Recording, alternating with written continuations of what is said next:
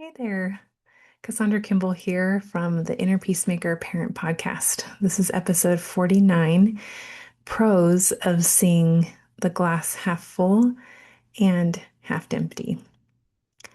Okay, so I imagine not everyone is going to agree with me about this title. And that's okay, because when I first heard it from my mentor years ago, I didn't agree with it either. I was like, no, that's not right. I first heard of it in this book, Better Than Happy by Jody Moore. She's one of my mentors. And this is what she says in her book. She says, Christ said, be not afraid, only believe.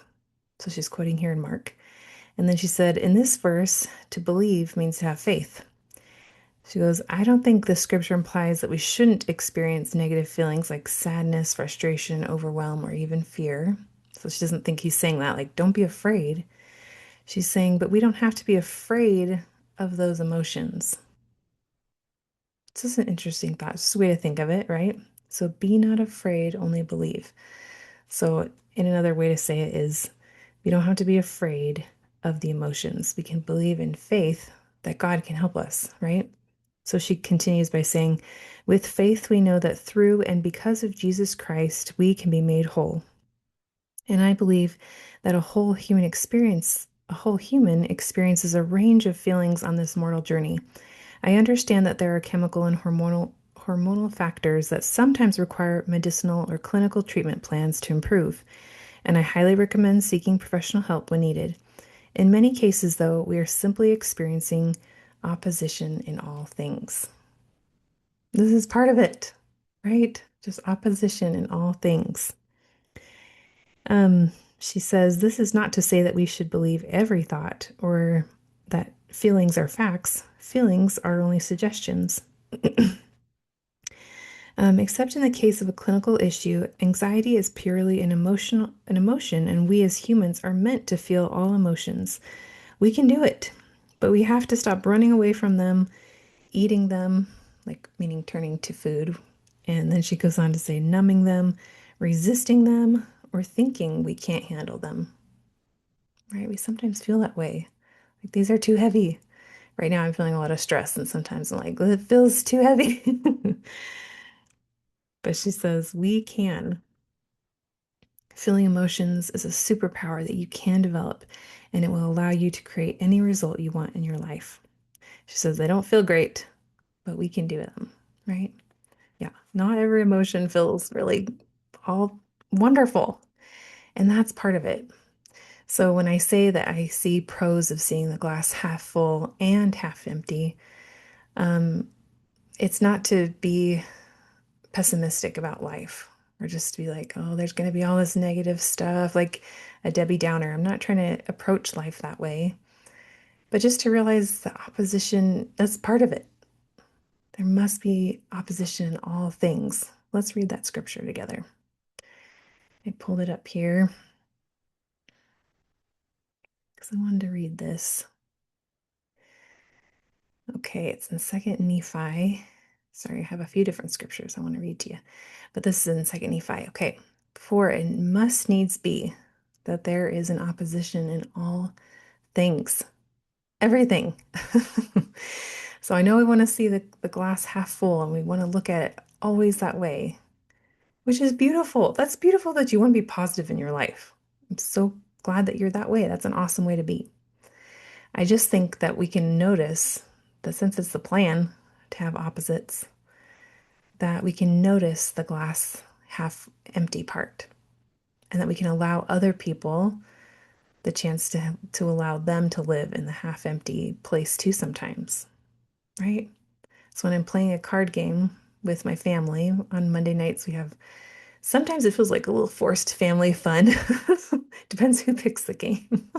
We rotate who picks the game. So whoever picks the game, sometimes it's a little forced family fun. But other times it's really fun, right? So again, just those opposites. Sometimes doing chores feels more like a chore than other times when it's really fun and we have got music on. Again, opposites in all things. some moments in life, like we're my family, we're all connecting, we're all off devices, and we're fully in like a movie together. We go outside together, and it's just like feels so joyful. And then other moments, we all have our own devices. We're all in our other worlds. We're not connecting or we're arguing, right? Like, again, it's just part of it. So I want to talk about why I'm even talking about this because it has been such a gift to me to realize this is part of the plan. This is part of God's plan for us, for me, for my family, those people at the park, people at the school, people at church, people you work with. They have it too. They have a glass that's half full and half empty, and they're going to be going through stuff too. First, it gives me so much grace towards other people. Like, oh, she's going through a half empty moment, right? Or that person had, like, I know sometimes at church, sometimes we get up and we say like a nice thing that's going on in your family. And if I'm in a good place, then I'm like happy for you. And if I'm in a half empty place, sometimes I'm in a jealous stage or, right, I'm in my half empty place. Right, but it can just give me so much, it can create inside of me more empathy, more sympathy for other people. So that's one pro.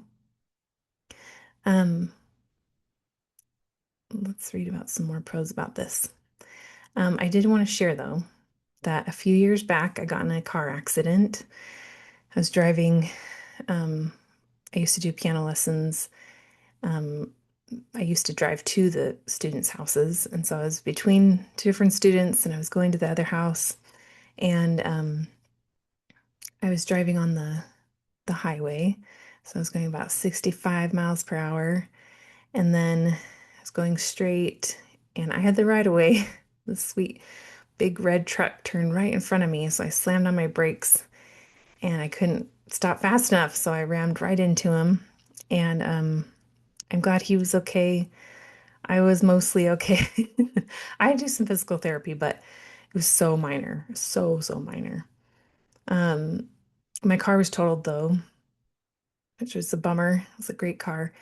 Um, but what I'm trying to walk away with this is when I got home, like 2 hours later, I still felt like really shaken up. I was really still traumatic experience. I've never been in a car accident like that before.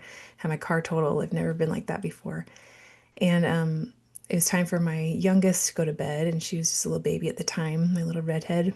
And so I remember I was rocking her in her room and I was singing to her, just like silently to her. And as I was holding her, rocking her, and singing to her, I just had this moment of feeling like just like 2 hours ago, I could have died. I could have, right? I could have just died in a car accident. And I didn't.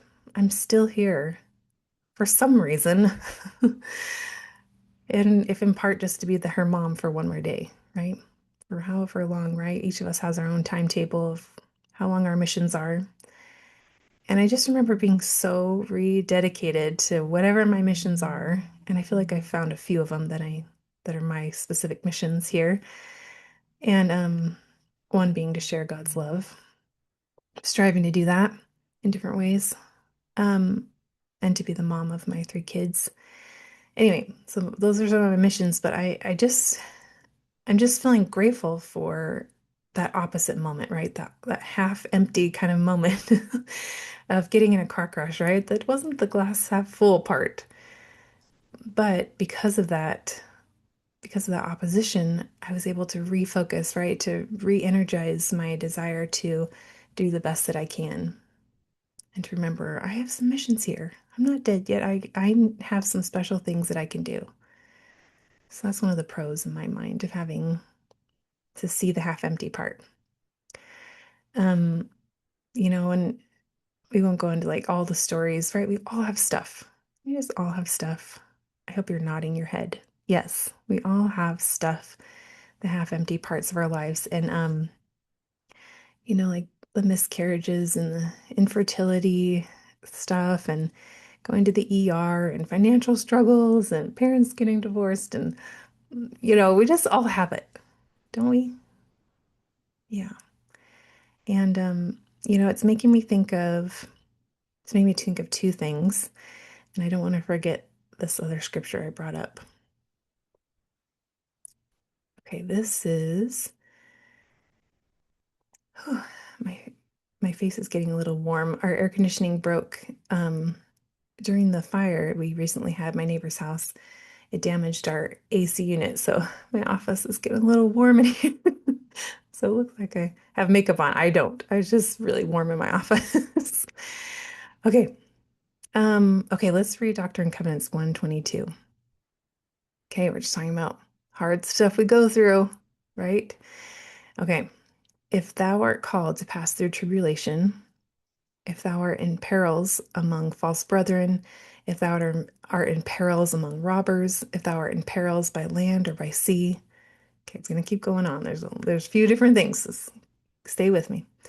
If thou art accused with all manner of false accusations, if thine enemies fall upon thee, if they tear thee from the society of thy father and mother and brethren and sisters, and if with a drawn sword thine enemies tear thee from the bosom of thy wife and of thine offspring, and thine elder son, although but 6 years of age, shall cling to thy garments and shall say, My father, my father, why can't you stay with us? Oh, my father, what are the men going to do with you? And if then he shall be thrust from thee by the sword, and thou be dragged to prison, and thine enemies prowl around thee like wolves for the blood of the Lamb.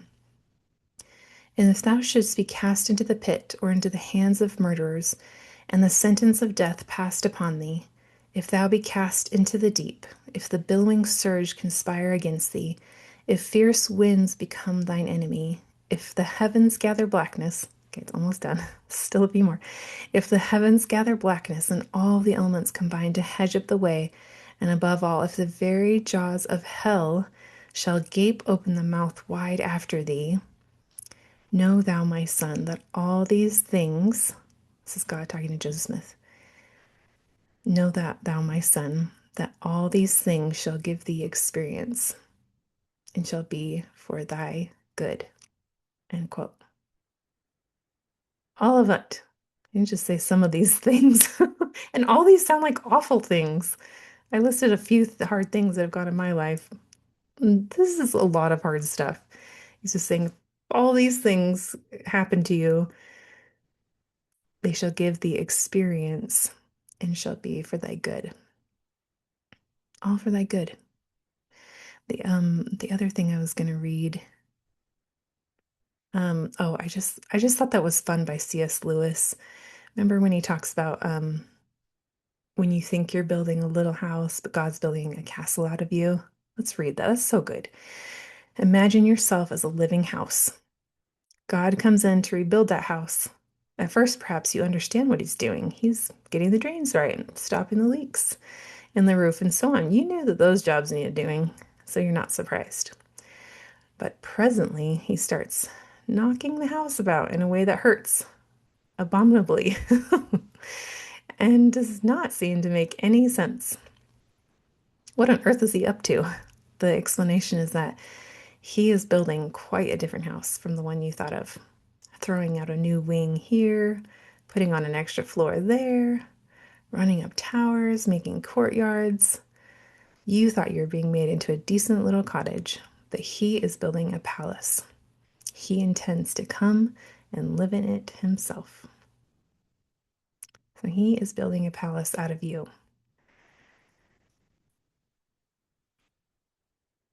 Another pro to me of seeing both sides of the glass, half empty and half full, is um, it's when my kids are having a moment, I just know it's part of like, oh, there's that part of it. When someone is struggling with their belief in God, I just see it as like a moment, stage in their journey. Okay, that's part of their journey. When I feel stress, like I told you about not finding a house on my timetable, I realize it's just the stinky part of the half empty part. But it keeps turning me to God. It does. It just keeps turning me to Him. My kids have been praying that we'll find a home. Again, you don't have to agree with me about this, but I have just found it is a mental health tool that has helped me. And my expectations for things, I just, like when I go visit family now, I just realize some parts of this trip are going to be awesome and memorable and connective, and other moments are going to be awkward and boring and costly and not fun and right? Same thing with family reunions.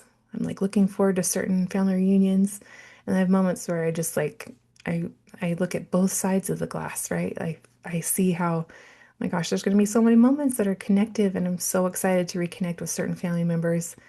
And then I realize there's going to be some moments too that are awkward and hard and uncomfortable. And it's just part of it. It's all part of that glass, and it's all wonderful. God is making a palace out of you, and He needs all the different parts. He needs the good and the bad. So, whether you agree with me about life being half empty and half full, that's totally fine. You don't have to agree with that. And some people don't like the idea of, like, well, it's 50-50. What about it's like 80-20 or whatever? But I'm like, if it's fully opposition in all things, then that seems like an equal 50-50 to me. But it makes me think of, though, I do think we can have a perspective, right, of what speaks louder in your life. Because I feel like I can see both sides. Like I step back and I can see the glass empty and full. But I'm grateful for this perspective that my patriarchal blessing reminds me of. Um, Let me see if I can find what that line is, because I can't quote it very good by myself. Um, and it speaks to me because I love music. I've done piano most of my life. And so when you use the word forte, it means to play really loud and strong. So it's nice and loud, right? Something forte is nice and strong and loud.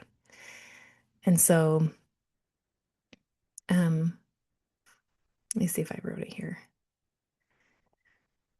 And this isn't like unique to me. I really believe that anyone can feel this way. It says, the forte of your whole life will be that of happiness and joy. So it says the forte of your life. That doesn't mean like you're gonna have all the good things. That part is just gonna be louder. I love that. It's gonna be louder and stronger, right? So I'm still gonna have hard stuff. I believe anyone can feel that way, that the forte of your life, the loud parts, the strong, loud, wonderful parts can be from the good stuff, from the happiness and joy that you'll feel in your life. So I hope that you too, I hope you can enjoy the half empty parts, because that's going to turn you to God. You're going to learn from those things. Everything's going to be for your good. And also for the half full parts, where it just feels abundant and joyful and beautiful. And I'm excited for you to keep walking this life with God, enjoying both parts of the glass. You got this. And P.S. God always loves you. Take care.